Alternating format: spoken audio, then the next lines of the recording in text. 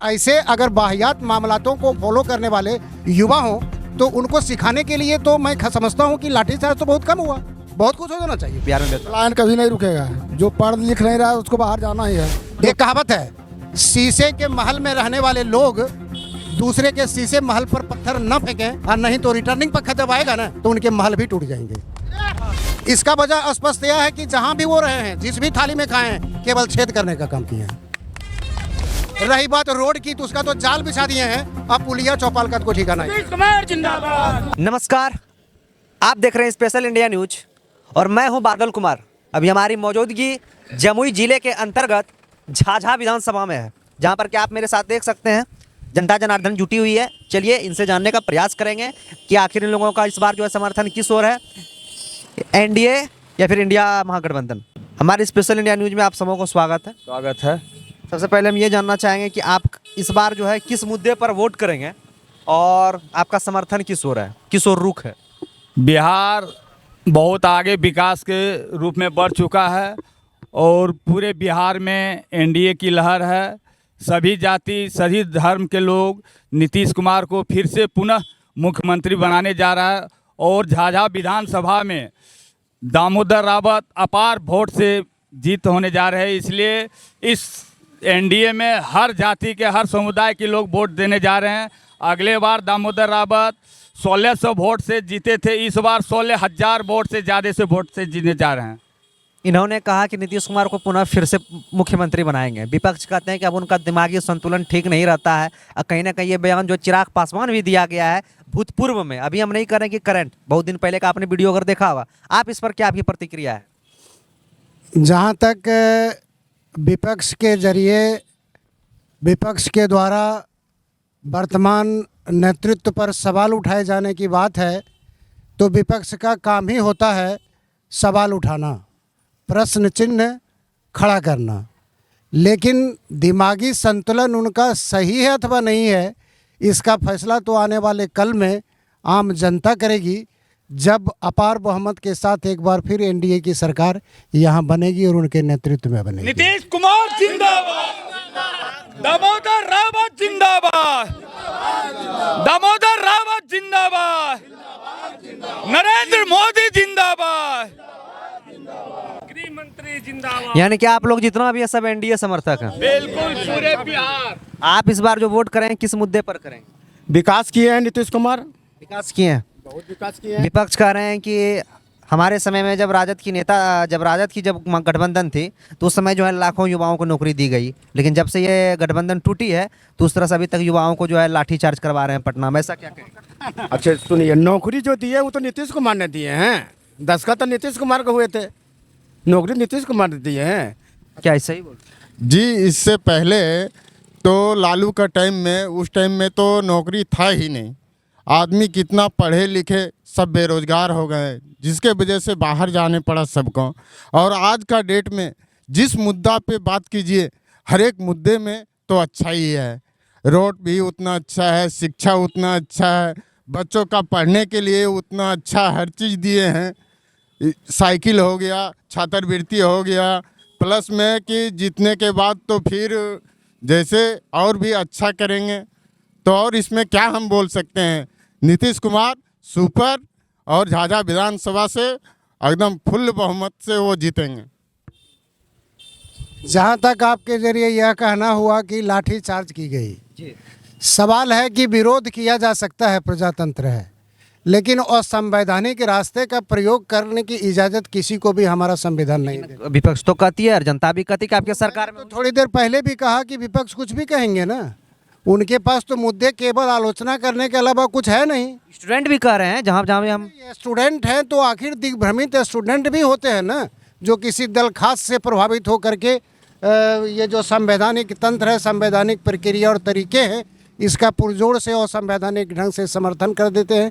तो ऐसे अगर वाहियात मामलातों को फॉलो करने वाले युवा हों तो उनको सिखाने के लिए तो मैं समझता हूँ कि लाठीचार्ज तो बहुत कम हुआ, बहुत कुछ हो जाना चाहिए था।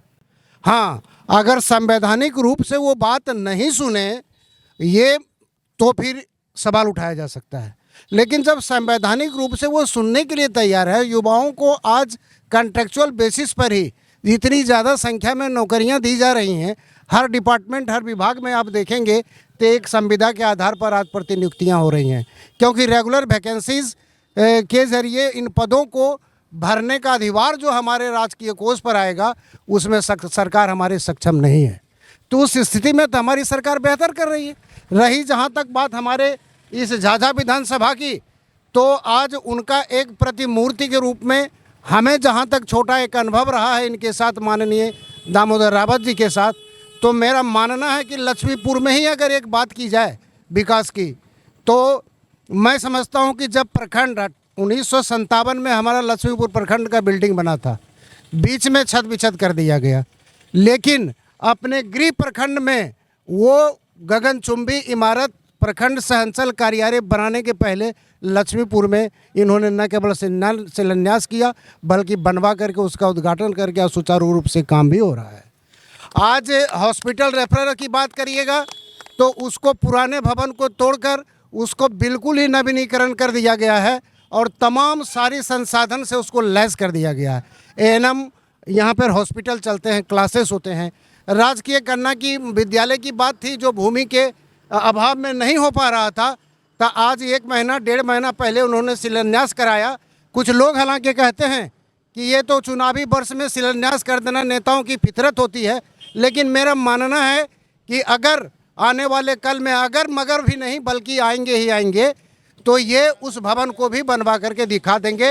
रही बात रोड की, तो उसका तो जाल बिछा दिए हैं, अब पुलिया चौपाल का तो कोई ठिकाना नहीं। कुमार जिंदाबाद। आपसे मेरा एक सवाल है, बिहार में जिस तरह की पलायन रुक नहीं रही है अभी, कहीं ना कहीं लोग जो है बाहर जाकर के कमा रहे हैं, तो क्या प्रशांत किशोर बेहतर विकल्प है?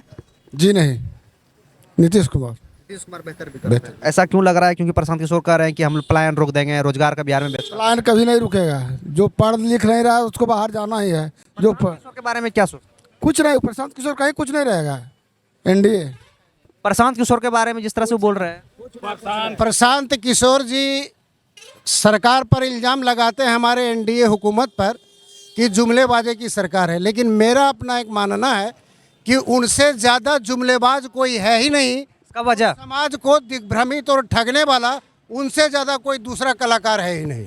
इसका वजह इसका वजह स्पष्ट यह है कि जहाँ भी वो रहे हैं, जिस भी थाली में खाए हैं, केवल छेद करने का काम किए हैं। साफ मेरा मानना है। तेजस्वी यादव को आप किस नजरिए से देखते हैं? हाँ, युवक है, युवा है ही, लेकिन फिल वक्त वो ऊर्जा भी है उनमें काम करने का, मैं इनकार नहीं करता इस बात को। लेकिन वर्तमान हाल में जो महागठबंधन जिन पार्टियों को लेकर के वो चलने की कोशिश किए हैं ना, उसके अंदर ही इतने महत्वाकांक्षी सब लोग हैं ना कि इनको बस अपनी योजनाओं को सरजमीन पर उतारने के पहले ही कई बार उनका हाथ रोक लेता है। तो ऐसी स्थिति को तो जनता देख रही है। तो जनता अपना बहुमूल्य वोट को फिजूल खर्ची में तो बर्बाद नहीं करेगी सर। वो बिल्कुल ही अपने सुनिश्चित विकास के मानदंड और प्रतीक के जो उम्मीदवार हैं उनको वोट करेंगे और करेंगे दामोदर जी को। यहाँ पर ईवीएम मशीन के क्रमांक 3 के दाहिनी ओर जो बटन दबा हुआ है उस पर लगेंगे। जैसे कि आपने ईवीएम मशीन का बात कहा, इसी पर जो है महागठबंधन ने जो कि अभी वोट छोड़ गद्दी छोड़, इस पर क्या कहें? आप तो मैंने एक बार कह दिया सर कि अगर विपक्ष को कोई मुद्दा नहीं मिल रहा है तो कोई न कोई मुद्दा तो उछाल करके, है ना, उस सरकार की आलोचना करेगा। जो ये कह रहा है उसको क्या कहिएगा? नहीं, तो जो कह रहा है तो उनको अपने गिरेबान में भी थोड़ा झांकना चाहिए कि एक कहावत है, शीशे के महल में रहने वाले लोग दूसरे के शीशे महल पर पत्थर न फेंकें, और नहीं तो रिटर्निंग पक्का जब आएगा ना तो उनके महल भी टूट जाएंगे। कल अमित शाह जी का जो प्रोग्राम था उसमें तो लोग जन सैलाब देखा ही है। और बात रही जो कहता है कि ईवीएम हैक होता है, ईवीएम अगर हैक होता फिर तो नरेंद्र मोदी पूर्ण बहुमत से जीतते। उस टाइम भी तो इन्होंने ईवीएम करता, अयोध्या वाला जो सीट था वो भी ईवीएम हैक करके इन्होंने जीते। सिर्फ विपक्ष का ये मुद्दा है, कहीं कुछ नहीं है। जनता जानती है कि हमको क्या करना है, किसको वोट देना है। जनता स्वतः है, स्वतंत्र लोग वोट करना है, अपना जिसका मन है वो स्वतः वोट करेगा। निष्पक्ष चुनाव है। आपने कुछ कहा था तेजस्वी यादव लालू यादव के बारे में, अच्छा, जो है खुलकर बोलो। ये तो तेजस्वी यादव जी, हमारे लालू यादव जी, ये पगड़ी आप देख रहे हैं, उनका ये पगड़ी नहीं है, मैं कह रहा हूँ। और 15 बरस तो दिखाए हम लोग को, वो मैं तो देखा। और फिर तेजस्वी कह रहा है कि फिर मुख्यमंत्री हमको बनाइए, हम ये करेंगे, लेकिन हमारे नजर में तो नहीं बुझाता है कि वो करेगा। क्योंकि सन्मुख वो तैयार है भगवान, और तेजस्वी जो बोल रहा है ना उसका पक्की चित, बाप को भी चित किया है तो बेटा को भी चित करेगा। मेरा कहना नहीं है, सिर्फ ईश्वर को कहना है। और मैं उनके सहारे से मैं कह रहा हूँ आपको, वो पक्की जीत है और पक्की कोई रोक नहीं सकता 4 विधानसभा क्षेत्र से। सब समर्थन, सब बात समर्थन किया बाबा, सब बात सब सही है। प्रधानमंत्री जीतेगा जीतेगा। नम्मा पास करने वाला क्या देश चलावेगा? हैं? ये तो नीतीश कुमार जो कि हम लोग को राहत मिला है, गरीब को 10 किलो 5 किलो अनाज मिल रहा है, राशन मिल रहा है, पैसा 10,000 को करके दिया, और कहा जी कि 2 लाख रुपया देगा धंधा करने लिए गरीब को। तो वो देखेगा कि हम लोग देखेंगे कि नंगा फंडे 10 साल देश बदलेगा तो साल अपना अपना झोला भरता है। चलिए इसी के साथ हम अपने वीडियो यहीं पर समाप्त करते हैं। मिलते हैं आप लोग अगले वीडियो में कुछ नया लेकर के। तब तक के लिए जय हिंद, जय भारत।